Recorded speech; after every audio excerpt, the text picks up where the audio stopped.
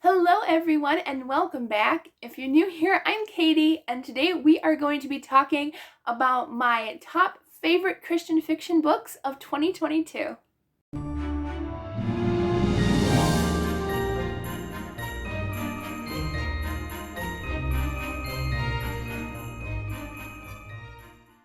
So this might be my favorite video I'm filming this entire year because I get to talk about my absolute favorite books that I've read this entire year. So, if I said that my least favorite book of the video was hard to film, this is the hardest because last year, I think last year was the first year that I did a video of my least and most favorite books. And last year it was super easy. I didn't have a problem. This year,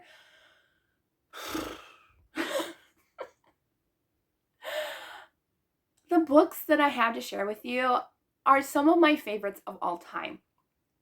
I have just fallen in love with each of these books. Each of these books could easily be my top favorite. And honestly, the ones that are like in my top like 4 or 5 are probably all in the first place. Like, can we just have a first place tie for like 5 books? Because it's ridiculous how hard it is to pick a favorite. It's so hard. But I think I did it. I think I got to where I like where all the books are. I think I might switch one out from the list, like just flip them around. But so without further ado, let's go ahead and talk about my top 10. And I also have 2 honorary mentions, or honorable mentions that almost made my top 10 because they were so good. So let's talk about those first. So my honorable mentions are, if you know me, these are not in order. Dreams of Savannah by Roseanna M. White. This came very close to being a top book of the year for me, and so I just added it to this list. And also, it's signed. Ooh, with purple ink too. But yeah, so Dreams of Savannah, this is a standalone by Roseanna M. White, and this is about during the Civil War, and she's in love with this man who goes off to war, and he ends up going missing and maybe presumed dead. They don't know. So it's dual perspective between her and the man she loves, and she's like kind of like heading toward a prearranged marriage unless he ends up popping up. And so she keeps up her hopes, hoping that he'll pop up. And so it's his perspective as well, and how he's healing from war injuries, and how he meets this black man who is a doctor. Oh, I knew I was going to forget if he was a doctor or a preacher. I think he's a preacher. It's been a while since I've read it. But he just he's unsure because he's from the South. He's a Confederate, and so, he's really unsure how he feels about this man. But this man shows him kindness. He shows him God's love, and they both end up having to go back to Georgia. So it's really good. I really enjoyed it. Definitely a little heartbreaking at times, but I love historical fiction, and this one was really good. I really enjoyed this one. The romance was pretty good, but I definitely like the historical aspect. I liked the camaraderie between the 2 men in the story. Their storyline was probably my favorite in the book, but yeah, so this is a good one, and it almost made my top 10. It was so close, so I had to add it in. All right, and then the next honorable mention that, oh man, I really wanted this to be in the top 10. It was so good. And honestly probably should be, but it's top 11, okay? So, The Blackout Book Club by Amy Lynn Green. I love this book so much. It was definitely a little bit of a slower pace in the beginning, but it was definitely character driven, but then there was a lot of action and a lot of story happening by the end of the book. And I loved it. I love the characters in this book. They were just all so different in their personalities and characters. And I just love how Amy Lynn Green, she just, I think got into the head of each of these characters and made them their own. We have, the girl who is kind of like the outspoken one. She kind of is not really a con artist, but like she's trying to save up money to buy her land back after World War II. And so like she's trying to get meals wherever she can. So she goes to all the churches on this place, at this place, and like just have free meals so she could save up that money. So she's not really a con artist, but she kind of got that from her mother. So we have her. We have the librarian who doesn't really want to be a librarian in the beginning of the book. She's quiet. She doesn't have any friends. And then we have the kind of crotchety older woman who really also doesn't have a lot of friends. And everyone in the town just doesn't see who she really is and her past and stuff. And so there's a lot of different characters. I loved all the characters in this book. Definitely check it out. So yeah, so forgot to mention what it's about. So if you don't know, the Blackout Book Club, it's about a woman. I'm always never good at names. Avis. Avis takes over the library because her brother's off during the war, and she doesn't want to take it over. She doesn't love reading. She only likes to read magazines, but she decides to take it over for her brother because, you know, she loves her brother and she wants him to have a place to come home to. But then the owner of the library ends up saying, I'm going to be transforming this library into a kind of daycare center for the kids of the women who are working in the town.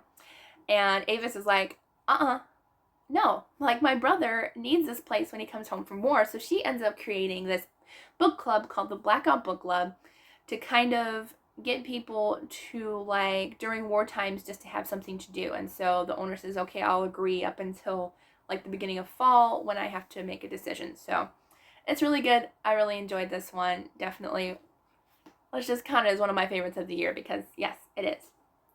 All right. So in the number 10 spot is a book that I read quite a long time ago in the beginning of the year, and it is A Portrait of Emily Price by Katherine Reay. I love this book so much. This is just a sweet romance. I don't know if I say romantic comedy, but it's close to that, I think. So this is about Ben, and he's a chef from Italy, and he comes to the U.S. to help his aunt and uncle with their restaurant, to kind of get it back on its feet, redesign and redecorate the place, just to help them out. And I think his brother's there as well.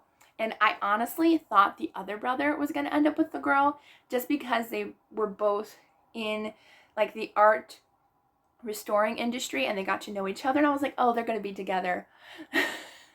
But then Ben comes on the scene and there's really no romance between the other two. I naturally assumed, and I don't think I've ever assumed a wrong character before that was the love interest, like right from the beginning. But right from the beginning, Ben comes in and pretty much sweeps her off her feet, Emily, and they pretty much fall in love pretty quickly, and they end up getting married. I love when a book like goes through all the stages. Like, it is a little bit quick in this book, but like, I'd like to see the romance. I like to see the marriage. I like to see the after years. So this is following Emily and Ben, and they end up getting married, and Ben takes Emily to Italy to meet his parents, and I think he has to go back for some reason. I think his father isn't doing well, so he has to go back, and she goes with him. And so we end up following them. We end up following like how she interacts with his family in Italy, and I just love it. I love the Italy background. I would love to go to Italy someday. This was just a sweet romantic story, and I love the characters as well in this book, so definitely made my top 10. All right, number 9. Where are you? There it is. Number 9 of my favorites is Where the Road Bends by Rachel Fordham. I love this. I really enjoyed the romance between Quincy and Nora, and it was definitely an interesting romance for sure, because this is kind of a redemption story, I feel like. And so it's about Nora, and she is in kind of a not a prearranged marriage, but like it's a mutual agreement of marriage, because she will lose her family's farm if she doesn't get married to this man who can save it. But one day she ends up finding a man who's Quincy on her land, and he's badly injured. So she takes him into her house, and she's alone in the house because she doesn't have any family.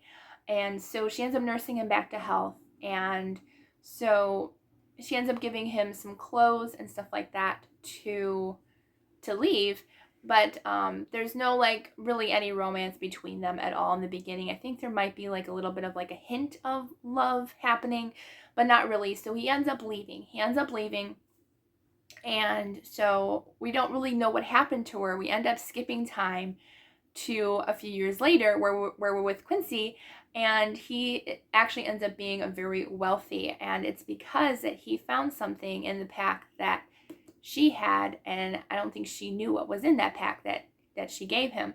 So he's trying to figure out how to reimburse her for what was in there, and just as a thank you, and he needs to also apologize because she probably could have used what was ever in there to save her farm. So that might have been a little bit of a spoiler, but it was really good. I really enjoyed this. I wish we could have seen more of what happened to Nora during those years between her and Quincy meeting up again, but we do get to see the backstory of what happened to her before they came back, and it's a little bit of heartbreaking.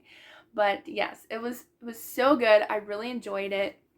And actually, the author, Rachel Fordham, she had a bingo game during the summer, and that was fun. I got to do that along with the book. Number 8.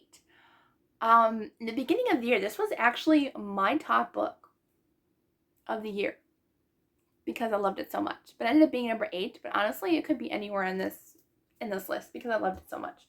And that is, where are you? Ah, there we are. I knew it was here somewhere. Okay. Until Leaves Fall in Paris by Sara Sundin. I loved this book. This is like another, again, redemption story. I love redemption stories. They're so good. But yes, so this one for sure is definitely my top 10. It's number 7.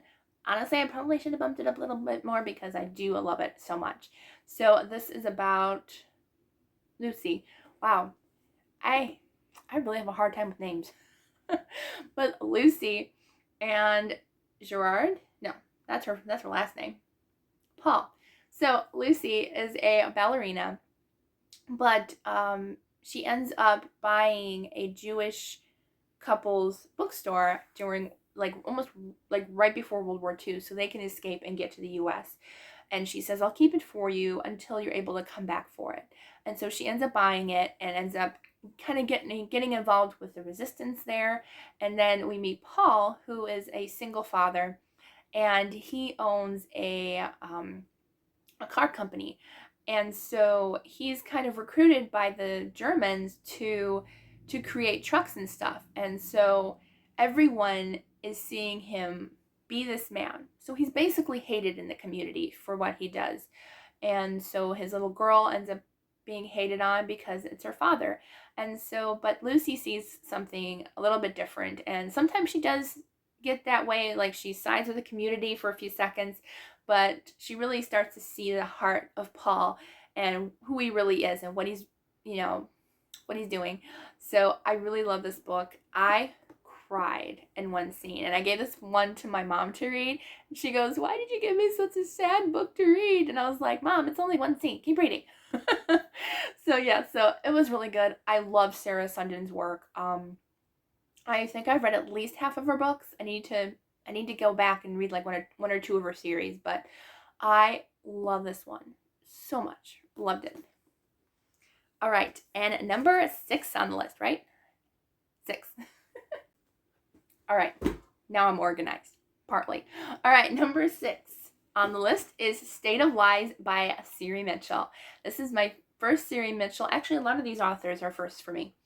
But I love this. I know she's known for romance books, but she has at least 2 books. I have her other mystery suspense book on my shelves, and I am dying to read and need to read next year. So State of Lies, oh, this one was so good. I had no expectations going into it, but wow. And let me tell you also, I forgot to mention, these lists are like the top of the top because I read over 300 books this year. So I have a lot to go on. So these all made the list for reasons that I love them so much, and I want to give them hugs. So yes, State of Lies by Siri Mitchell. I love this book. So this is actually a political thriller. I don't like political thrillers. I've read, I don't know, at least a couple probably, through my adulthood, but I don't like them really usually. But this one, oh, it was so good. It had political intrigue. It had a thriller, a mystery aspect. I love this book so much. So this is about what's her name? Georgie. And Georgie's husband, Sean, he ends up going out of the house to buy something to fix the sink. And he ends up can't talk today. He ends up being in an accident and he passes away. It's right in the beginning. It's not a spoiler. But she ends up she says she can't go see the body, so she makes her father go and do it. And then she realizes when she gets his belongings back that some things on the list are missing. And then the doctor who did the autopsy ends up being arrested for, I guess he used to steal drugs and stuff that were in the bodies of victims and resell it. But there's another story behind that as well. And then we find out that her husband, Sean, went past the point of where the store was that he was supposed to go. He went down one more street and he passed that store. And so all these things are not adding up to her. She's trying to figure out what's going on. Why was my husband not where he was supposed to be that night? And so we go down a very, very thriller, fast-paced ride. And this is definitely, all these books are definitely books that I would reread in a heartbeat. Because honestly, I really want to reread this one actually right now because it's so good. But yes, so pick this one up. If you like a high-speed, thriller mystery. Honestly, this kind of reminded me of maybe a Liam Neeson movie almost, but with the main character being female. I loved it. I don't know. It was this needs to be a movie. I loved it so much. So yes, that's why it's on my tops of the year. All right. So a number, should mark these 1 through whatever. Number 5. Number 5 is another kind of thriller, high intense book. I've read a couple good ones this year. And that is Dangerous Beauty by Melissa Koslin. Loved it so much. I love the romance. I think this is, again, another love redemption story. And man, there were some good ones this year. That's for sure. But yeah, so Liliana, she was in a trafficking situation right in the beginning. And right in the beginning, she escapes from her traffickers in Mexico, and she makes it over the border. And she ends up being at this little convenience store, a little convenience store, where there's this man there. And he sees how afraid she is, how scared she is, and he knows exactly what's going on. He's seen this situation many times over. And so she went to the bathroom without seeing him really, and he's like, and she comes back out. And he's like, are you in trouble? And she tells him yes. And he goes, are those the guys out there? Because there's one guy coming to the store and one guy outside. And so he ends up pretty much beating him to a pulp, both guys. And the cops show up and they get the 2 guys arrested. But then they don't know what to do with Liliana, because if she gets sent back to Mexico, she could get in that situation again, because they got her for a reason. And so he was like, well, I can't send her back to Mexico, but I also can't help her with a green card because I've helped too many people before, and I don't think I have the influence to get another green card. And so he eventually says, right there, right in the beginning of the book, will you marry me, just in name only, to help you? And so I love that he was willing to take that risk to marry her and to help her stay in the U.S. So I loved the story so much. It was so good. And I love just he was kind of a brooding man. He just reminded me of a secret agent almost. He had, again, this man had kind of a secret past, where they're not sure exactly what he does for a living. He's very, very wealthy. But how did he get his money? He has a bad reputation with the news people. And so honestly, she doesn't believe it right from the start because he was so kind to her. But she keeps seeing all these news stories come up saying, oh, he hurt this woman, or he's in a bad relationship with this woman. And she's like, I don't see that. And so it was really good. I really enjoyed this book. It was definitely one of my favorites for sure. I loved it so much. All right, so my number 5 spot for my favorite Christian fiction books of the year goes to Boo by Rene Gutteridge. So I love this. If you get the chance to listen to the audiobook, it's on Hoopla. And I just loved this book so much. Going into it, I honestly didn't know what to think because I was like, Boo, all the covers are kind of like Halloweenish. And I was like, please, God, I don't want like a Halloween book. Like, I didn't want it to go like in depth with Halloween or anything. Like, it's a Christian fiction. I didn't think it would anyways. But going into it, I was in shock. I still need to read the 3rd book, but I was in shock at how much I love this book so much. Definitely the first book is my favorite so far, but this is kind of a new Christian situation, which you actually don't see a lot of nowadays, and I love that. And so we're talking about Wolf Boone, and he is a horror author, and the town where he lives is known for him. He's known around the town, and so the town has pretty much become a horror style Halloween town because of his name and his books. Well, Boo ends up becoming a Christian, and he doesn't want to write those books anymore. So the town thinks that the town is going to completely fall apart. They don't know what to do. And so we see the antics of the townspeople trying to stop him from not, like, they want him to continue to write his books and not become a Christian. They're trying to figure out, like, wait a minute, why is he a Christian? What's going on? So we're just seeing the antics of the townspeople, trying to get him to continue to write those books, even though he doesn't want to. So I love the antics of the characters. They were so funny. They were so, some of them were so heartwarming. We definitely see, like, the woman that he likes, she hates him right from the beginning. Like, she hates him. She's always hated him. And, he pretty much just liked her right from the beginning when they were younger. But she never knew that. Excuse me.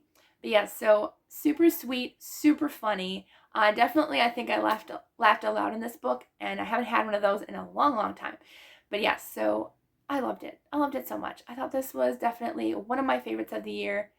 Absolutely loved it. So definitely check out this series. I had to get some water. I was starting to lose my voice. Okay. On to book number 4, which is technically 3 books. But I put the entire series in one spot, so that way we have room for other books. So the next books that I want to talk about are, I've lost my 3rd one. There it is. All right, so technically, it is not a 3-book series. There's going to be a 4th book. And there's also a novella, too. The next book comes out, I believe, in February. Don't quote me. But it's going to be indie published. So make sure you follow the author and stuff. But it is the Love and Honor series by Hallee Bridgeman. I loved these books. Honestly, this is another series where I was not hesitant to go into, but I was like, I've read a lot of romantic suspense books. I know what I like. I know what I dislike, because I've read quite a few. But so I was like, well, let's see if I like these. So I went into them, and I just could not get enough of this series. I can't wait until the 4th book comes out. So we have Honor Bound, Word of Honor. I love these that they have the foil on them. They're so pretty. And then Honor's Refuge. And I just love these books so much. Just wow. So in each of these books, we follow a different character, which sometimes I do like those stories. Sometimes I like just following the same characters over and over again throughout books, but this one worked out good. So each book is about a character who is in the Green Berets. So in the first book, we're following the leader of the Green Berets who meets a missionary doctor. And then the second one we follow, is it the doctor? But this one is about eco-terrorism organization and how they're trying to figure out like what's going on with the gas pipelines, and they're high impact, high intense. I definitely think men and women would like these all. Like, yeah, definitely. And then this one is about the doctor in the Green Berets. I couldn't remember who the second book is about. I can't remember what he does in the Green Berets. But yeah, so I loved these. The romances in these stories were a very, like, definitely connected to the story in a good way, to where, like, it wasn't heavily set on romance. There was, like, definitely a good balance between a nice sweet love story. Well, not, yeah, I guess a nice love story mixed with tons of action, drama, and adventure, and high intense fun. So definitely this series is definitely a great series to check out. I definitely think men and women would like it a lot. And I'm trying to get my dad to read it. I'm like, I think these books, they were at one point on Kindle Unlimited. And so I'm like, Dad, they're on Kindle Unlimited. Just read them. You like them. They're good. So yes, so I love these. They're high intense. Definitely another, like, if you really love action movies, I think these are a great choice. And I love these so, so much.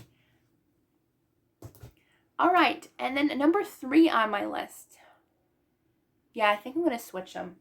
I had 2 and 3. They kind of can get switched around, so I'll put this at number 3. All right, so number 3 on my list is The Lost Melody by Joanna Davidson Politano. I just loved this book so much. This was my first book by her. I've heard that her other books are just as good. And so I've heard that you have to read her other book, which was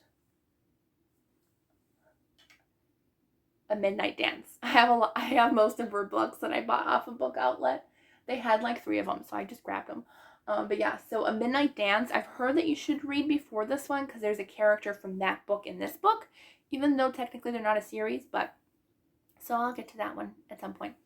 But yeah, so I love this one. So I've talked about this one quite a few times this past year. But so this is about a pianist named Vivian, and her father has passed away, and she comes to find out that he's been sending money to an asylum to take care of someone there, and she has no idea. She's like, who is this lady that he's paying money to keep in this asylum? And then she's like, I distinctly remember someone when I was younger playing the piano with me.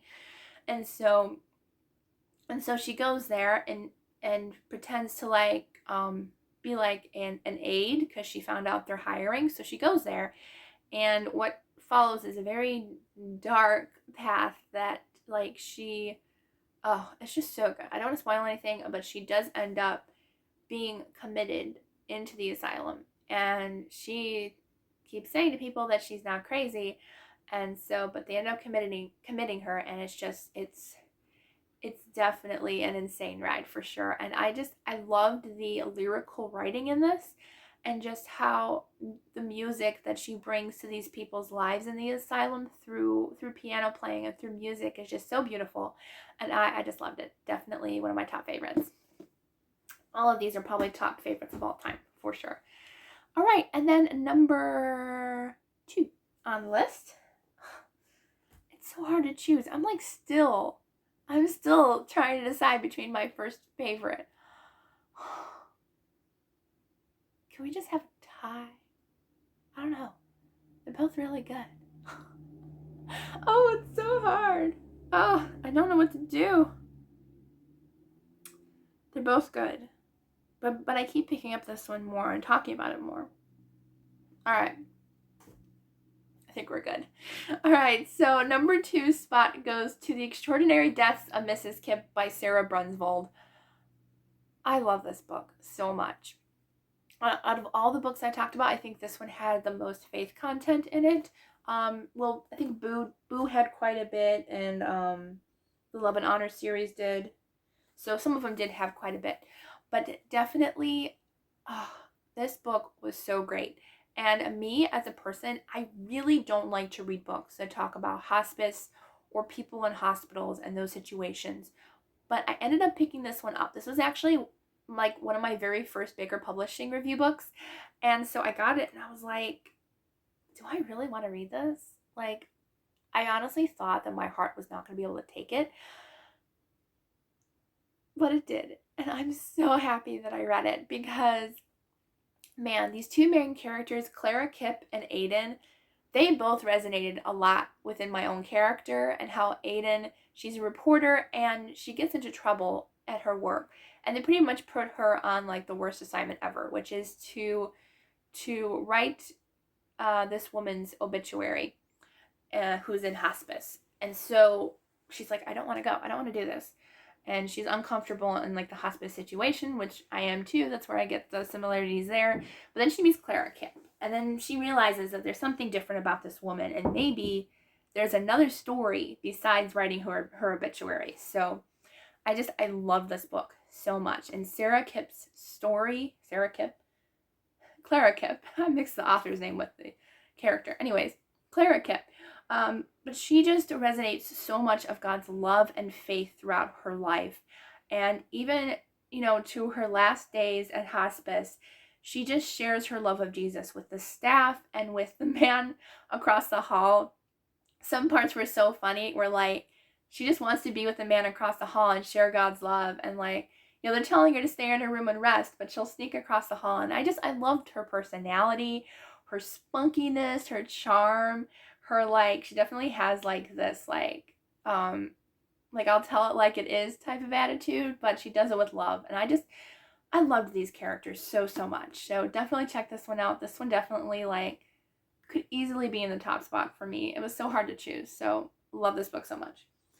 All right, and now we're on to my top favorite, which is technically a duology because I did love both. So I kind of just put them both in. But the first book I think was a little bit more loved than the second book, but like both were like really, really good. And that is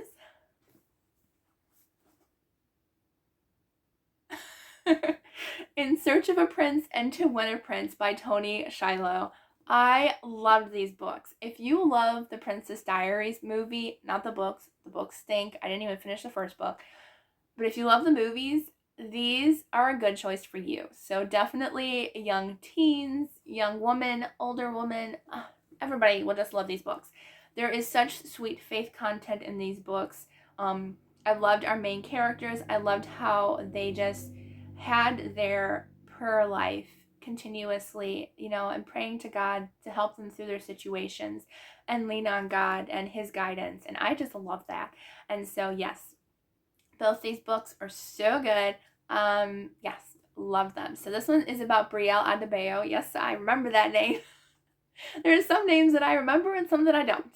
But definitely like unique names, I definitely remember. So Brielle Adebayo, she's in the US and she finds out that she is the crown princess of an African country. And she finds out that she has a grandfather that she never knew. So yeah, it's pretty much like Princess Diaries quite a bit in the beginning. But then we follow her and we follow like how the people really aren't like that excited about having an American for a crown princess. And then she finds out that she has to be married before she's crowned queen. That's one of the rules. So she has to go on these blind dates with all these men that some aren't so terrific, that's for sure. But then, yeah, so she ends up finding someone that hopefully will work for her. And I love this. Oops, sorry, off camera. But I love this book so much. And we definitely have like another kind of, there's quite a bit of political like aspect to it because yes, we're talking about like the kingdom and how she's going to run it. But it just was done so well that I absolutely loved it. And the sequel is all about Brielle's best friend, who I know I was going to forget her name, Iris. But Iris is a fashion designer who decides to stay in the country with her best friend to create a fashion industry to help the women of this country. And so she ends up getting involved with one of the men who actually was one of the blind date victims. But he has to work at her company for reasons which I will not tell you because it's in the first book. But she already like really liked him. But he's like got this kind of princely attitude, like, oh, I'm too good for you. I don't feel like I should be working here. But yes, so then I love the story. I loved how like he wasn't a Christian in the beginning, but he all of a sudden like he's put in a position where God is gonna work through Iris and work through the people around him to help him see God's love. And I love that. I love both of them so much. They're so good. Just want to hug them and love them. Yes. The top 10s were really hard this year because I loved all of these books so much. And man, I just want to go back and reread all of these for the first time again because they were that good.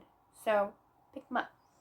Alright, can I show you all the books? Because I'll see if I can hold them all up, because it's really hard to hold all these up, but I'll try. There's so many books, so many books.